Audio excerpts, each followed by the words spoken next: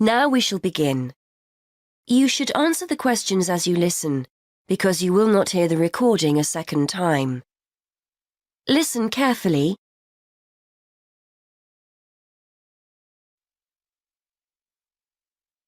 Good morning. I'd like to book a coach to London. I was hoping you had something available this Saturday afternoon. Good morning, sir. Take a seat and I'll just check for you. Yes, we still have several free seats for Saturday. Where will you be leaving from? There are 3 pickup points in town: Main Street, Centenary Square, or the Central Bus Station. From Centenary Square, please. That's easier for me to get to than the bus station. And what time would you like to leave? There are coaches on the hour every hour, from 12 through till 6 p.m. Well, I'm meeting someone at the station in London and I need to be there for 4:30. So, which one would you recommend? Well, there's one leaving at 1 that arrives at Victoria Station at 4:10, if that's any good. Traffic is usually quite light at the weekend, and the drivers tend to make good time, so I think you'd certainly be there for 4:30. OK, that sounds just right. I think I'll take that. I can always phone ahead if I'm going to be late. And when are you returning, sir? Actually, I'm not sure when I'll be coming back, so I won't book a return ticket, just one way. I can always book you an open return if you'd like. You can use this at any time within the next month, as long as you contact us first to reserve a seat. Well, there's a chance I might be getting a lift back, you see, so I'll just pay for one way. I don't want to buy a return if I don't need it. OK, no problem. Are you travelling alone? Just the one ticket, please. I'm going down to visit my daughter at university. My son's meeting me at the station, so it's a proper family reunion. Very nice. OK, well, I can book that for you if you like, sir. That'll be £23.50. Now, I just need to take down some details. Can I have your name, please? Yes, it's Matthew Upton. That's U-P-T-O-N. And your address? 34 Allesley Road. Allesley, that's A-L-L-E-S-L-E-Y. And your telephone number?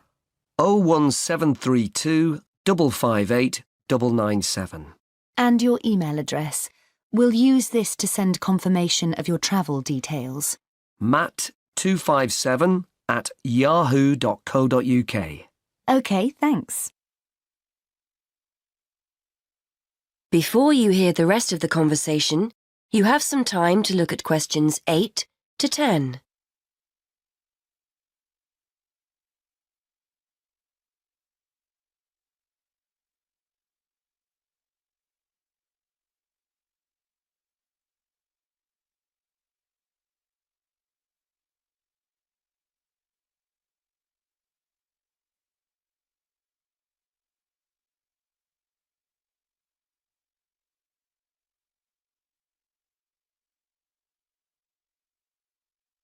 Now listen and answer questions 8 to 10. Before I forget, I'll be taking a little luggage. Is there a set luggage allowance? We offer a very good luggage allowance. You can take 2 suitcases as long as they're no more than 20 kilos each. That's 40 kilos in total, and 1 small item of hand luggage on the coach. Most people find that more than adequate. Any additional items carry an extra charge of £10 for each bag. I certainly won't be taking that much, so I should be OK. I was worried I might be taking too much. Would you like travel insurance included with your ticket? It's an additional £2. No, I don't think so. No problem. It's not compulsory. OK. How will you be paying? Actually, I've been having trouble with my debit card today, and I've left my chequebook at home, so I'd better pay in cash. You'll give me a receipt, won't you? Certainly, and we'll send confirmation to your email address as well. So that's £23.50, sir. If you just wait a minute, I'll print you off a receipt.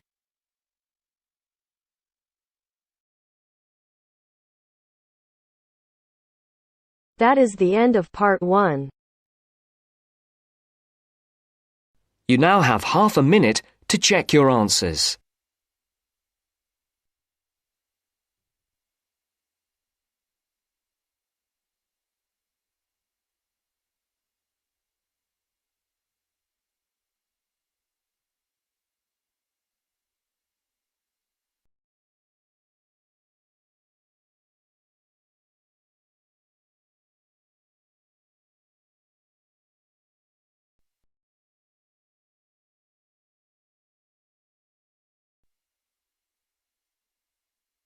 Now turns to Part 2.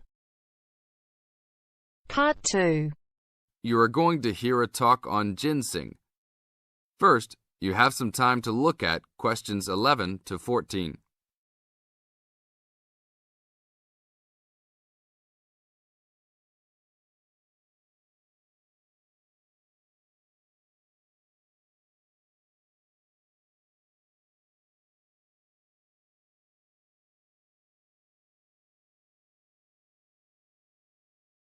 Now listen to the tape and answer the questions. Good morning. Today we'd like to talk with Mr. Schumacher of Kaiser Farms. Mr. Schumacher, what is in ginseng that makes it so special? Thanks. The key elements in ginseng are the active ingredients known as ginsenosides. All true ginseng products on the market contain a certain percentage of ginsenosides, and a number of factors determine how much. The age of Wisconsin ginseng when harvested plays a major role in determining the natural level of ginsenosides. Tests have shown that the older the plant, the higher the ginsenoside content. 5-year-old Wisconsin ginseng plants have had ginsenoside levels as high as 20%. As a family operation, one of our strategies in producing the highest quality product available is to only harvest 4- and 5-year-old roots. The majority of Wisconsin ginseng harvested is 3 years old. The reason for this is that the expenses to care for and the possibility of disease increase as the plants become older. By limiting the amount of ginseng that we plant each year, we are able to provide the necessary attention and care to produce the highest quality 4- and 5-year-old roots.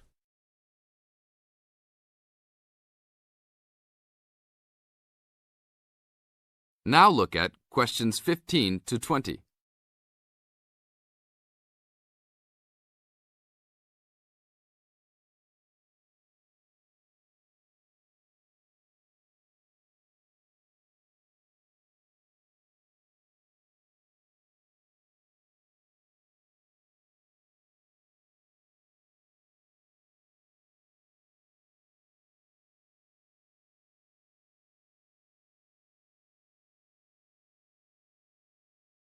As the talk continues, answer questions 15 to 20.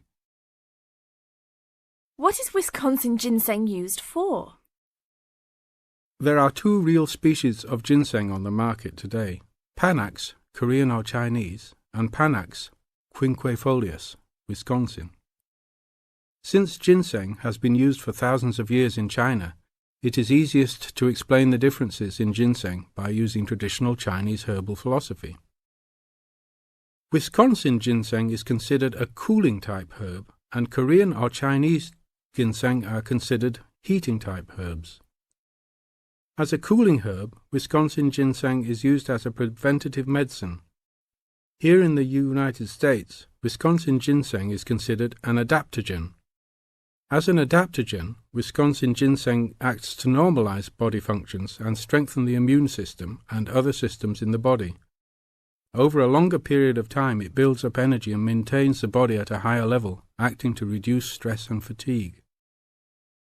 As a heating herb, Panax ginseng is used more as a stimulant and is often prescribed in China when the body is recovering from an illness and is worn down and in need of a rapid boost of energy. It is only recommended to be taken over short periods of time and not continuously. Wisconsin ginseng is considered the premier ginseng in China because it can be taken on a continuous basis and acts as a preventative type medicine by slowly building up the body. Wisconsin ginseng fits in perfectly with the Chinese herbal philosophy of preventative type medicine. Unlike here in the US, where we often wait until we are ill to seek medical attention, the traditional Chinese medicinal philosophy concentrates on building up the body to prevent illness. Based on the way Wisconsin ginseng has been prescribed in China, it is the correct ginseng to be taken for the majority of the consumers. Travel to China and see firsthand the ginseng that is considered the world's finest ginseng. That is the end of part 2. You now have half a minute to check your answers.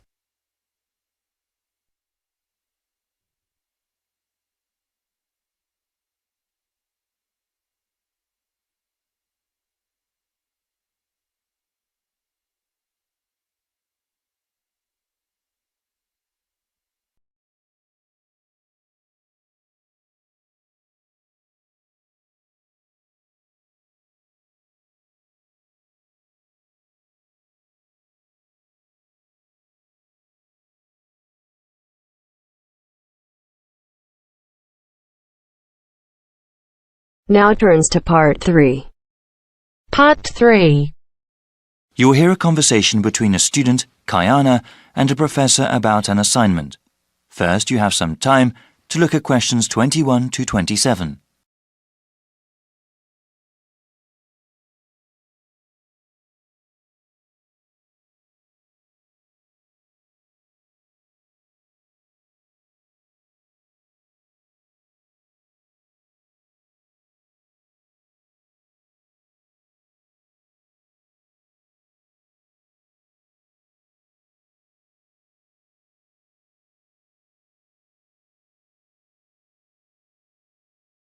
Now listen carefully and answer questions 21 to 27.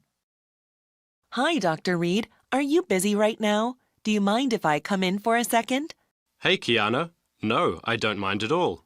Thanks. I just wanted to say that I'm enjoying your urban studies course and that I'm having some trouble with the first assignment. Okay, no problem. What do you want to ask? This is my first time writing a paper of this length. All right. What sort of trouble are you running into? Well, writing more than 10 pages is actually turning out to be quite a task. I've been rereading some of the material, and I'm just not sure how to approach the assignment. Yes, it takes some time to get used to academic writing assignments. More time than I expected, really. I also want to do a really good job on the assignment. I don't want to put a half-hearted effort into it. I'm glad to hear that. I'll say that these assignments get easier to manage as time goes on. That's a small relief. I mean, it gets easier to plan the assignment and to organize one's time, but it still takes hard work and a sincere effort to produce a good piece of academic writing. My role is to guide you to the readings I think are the most relevant and to give you tips on managing your time. Okay, could we talk about the readings then? Sure. We can go over them. I guess I want to ask about the Coal House text first. It seems like a pretty interesting book. But sometimes a bit over the top, no? I would recommend reading just the first part of the book. It's the most relevant to the assignment that I gave you. The rest of the text goes on about a topic we will cover later in the semester. All right, I'll just read the intro then. As for the Peely article, oh, did you read that one? Yes, I accessed it online and then printed it out. Okay. I would recommend you review that again. Also, remember what I said about the Liebskid article? I think you told the class to focus on the research methods, right? Yes. She approaches the problem in an innovative way. Let's see. For the Gary article, I think you should... Let me see. I think it would be best for you to read just the conclusion. Just the conclusion. I see. Yes, I would ask you to read the whole thing, but this way would be more efficient. Speaking of which, you should not bother reading the Wolfson article. Yeah, it didn't seem particularly relevant to the topic. Let's see. Any other reading you wanted to talk about? Let me see. Yes, the Cudler article. What do you think of that one?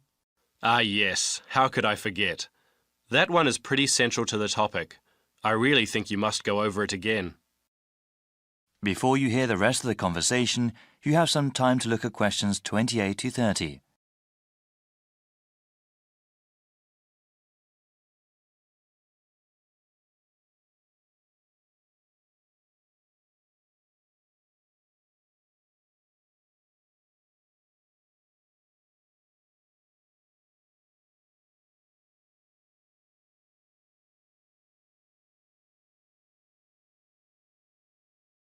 Now listen and answer questions 28 to 30. All right. Is there anything else you wanted to ask about? Yes, I wanted to ask about the line graph that you provided. It seems that the legend identifying the different parts is not there. Ah, it must not have been photocopied correctly. Here, let me explain them. They all represent percentages of the population in Manassas, okay? Line 1 here at the top is the percentage of people who were born in a foreign country. Born outside the country. Okay, and this one? The next line down, line 2 refers to the percentage of people with citizenship. All right, got it. Those making a middle-class wage are represented by the 5th line down. Okay, middle-class wage earners. And the line number 4? That is the percentage of people with a college education or higher. All right, and the one in the middle? That one is the percentage of population who are married and have children. Got it. Thank you so much, Dr. Reed. I really appreciate your help.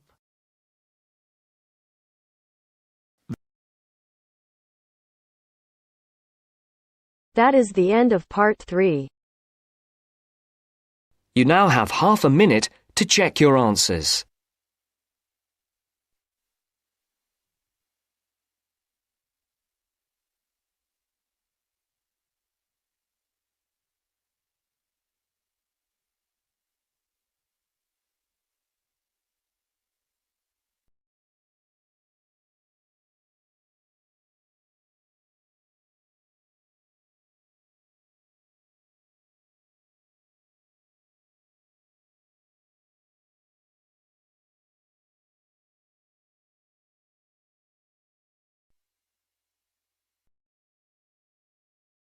Now turns to part 4. Part 4. You are going to hear a talk on Canada. First, you have some time to look at questions 31 to 40.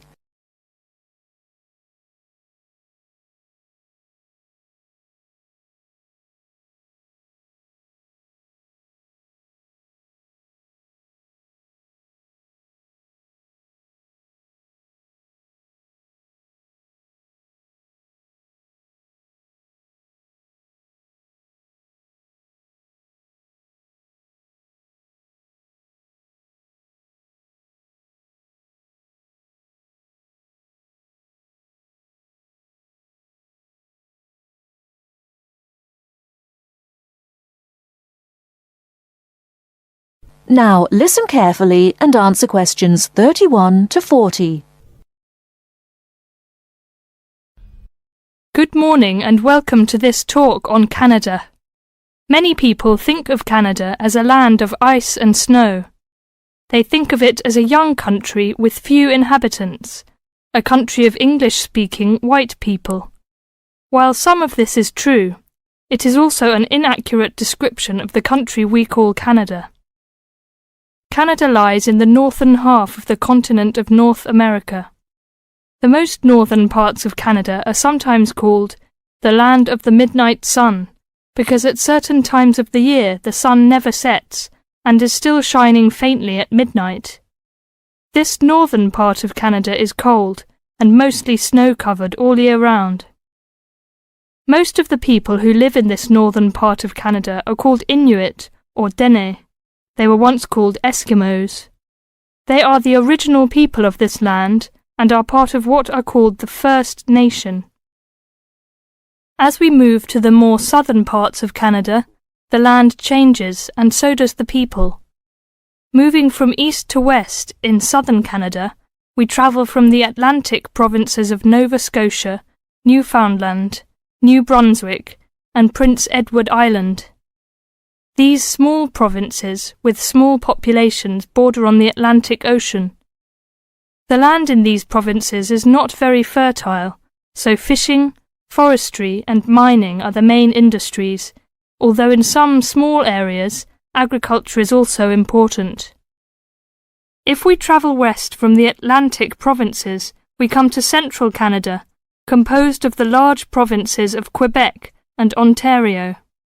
Both provinces are rich in natural resources, have fertile land, and are the centres of industry for Canada's largest cities. Toronto and Montreal are found in these provinces. The province of Quebec is the centre of French language and culture in Canada. In fact, Montreal is the second largest French-speaking city in the world after Paris. Finally, in the far west of Canada, we come to the province of British Columbia. This province is separated from the prairies by the Rocky Mountains and is bounded on the west by the Pacific Ocean. British Columbia is often called simply the West Coast. British Columbia is an attractive place for tourists because of its mild climate, spectacular mountains, seacoast, and beautiful forests. Agriculture, forestry, shipping, and fishing are major industries in British Columbia. The people of this land of Canada are as varied as its landscape. The original settlers, those we call the people of the First Nations, came from Asia by crossing the Bering Strait from Siberia to Alaska. In their new environment, they developed many new languages and cultures. In the 16th century, the first Europeans arrived in eastern Canada. They came from Britain and France. By making treaties with the original inhabitants, they gradually established colonies in eastern and central Canada. After a war with France, Britain took over the French colonies in Quebec and eastern Canada. By the end of the 18th century, all of Canada was under British rule. From this time until the present century, most of the immigrants to Canada were British, Scottish, and Irish. In this century, however, Canada has had an influence of settlers from all over the world. There are now hundreds of thousands of people from Asia, Africa, and South America who now call Canada their home. That is the end of part 4. You now have half a minute to check your answers.